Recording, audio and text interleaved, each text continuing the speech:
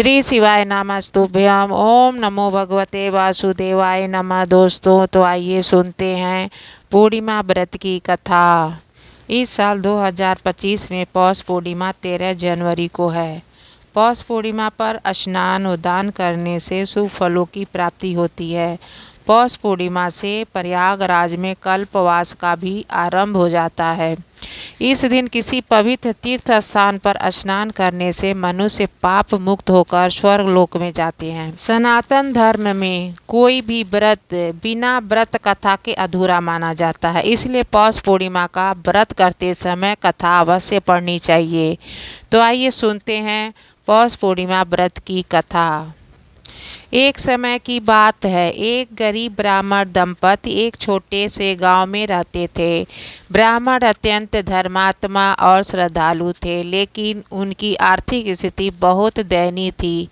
ब्राह्मणी भी अत्यंत धर्मपरायण और पतिव्रता थी। वह दोनों भगवान की उपासना और पूजा अर्चना करते थे, लेकिन उनकी गरीबी खत्म नहीं हो रही थी। एक दिन ब्राह्मण ने अपने गांव के पुजारी से अपनी समस्या बताई।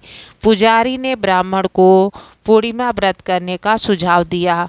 उन्होंने बताया कि पूर्णिमा के दिन व्रत करने और भगवान विष्णु की पूजा करने से सभी कष्ट दूर हो जाते हैं और आर्थिक स्थिति सुधर जाती है। ब्राह्मण और उसकी पत्नी पूरे श्रद्धा भाव से पूर्णिमा व्रत का पालन शुरू किया। वो इस दिन उपवास रखते, स्नान कर भगवान विष्णु की पूजा करते थे और रात को चंद्रमा को अर्घ्य देकर ही व्रत खोलते थे। कुछ समय बाद उनके जीवन में चमत्कारी परिवर्तन हो गया। उनकी आर्थिक स्थिति धीरे धीरे सुधरने लगी और वो सुखी और समृद्धि हो गए। उनके परिवार में खुशियों की बाढ़ आ गई और उनके सभी कष्ट दूर हो गए।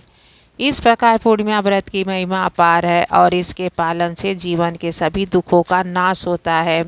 भगवान विष्णु की कृपा से भक्तों के जीवन में सुख और शांति और समृद्धि का वास होता है। पूर्णिमा व्रत की इस कथा को सुनने और पालन करने से पुण्य की प्राप्ति होती है और भगवान की कृपा सदैव बनी रहती है।